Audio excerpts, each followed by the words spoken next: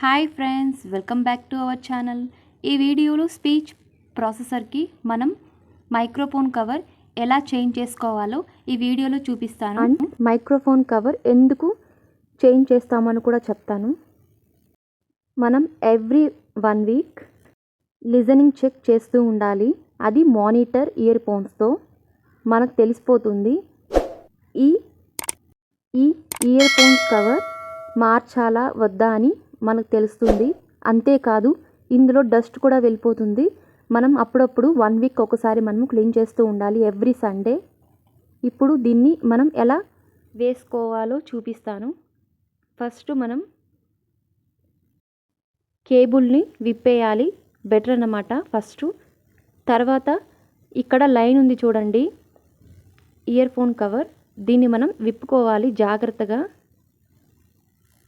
ముఖ్యంగా ఈ ear phones cover అనేది బయట నుండి వచ్చే శబ్దాలు ఇందులోకి వెళ్తాయి. అప్పుడు ఇది బాగుండాలి. అందుకే దీన్ని మనం కొత్తది రీప్లేస్ చేస్తున్నాము. లేదా డస్ట్ ఉంటే కూడా మనం క్లీన్ చేసుకొని సేమే వేసుకోవచ్చు. చూడండి, ఇక్కడ డాట్ డాట్గా ఉంది కదా, వైట్ కలర్ లాగా, అందులోనే వెళ్తుంది సౌండ్స్ అనేవి బయట నుండి. మనం దీన్ని ఖచ్చితంగా మార్చాలి. మీకు తెలిసిపోతుంది లిజనింగ్ చెక్ చేస్తే 1 వీక్ ఒకసారి దీన్ని మార్చాలా వద్దా అని.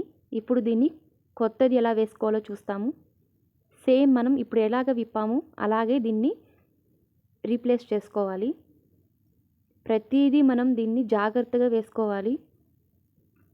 మానిటర్ ఇయర్ ఫోన్స్తో మనం లిజనింగ్ చెక్ చేసిన తర్వాత ఈ మైక్రోఫోన్ కవర్ను ఒకసారి క్లీన్ చేసి సేమ్ మైక్రోఫోన్ కవర్ని వేయండి, పాతదే.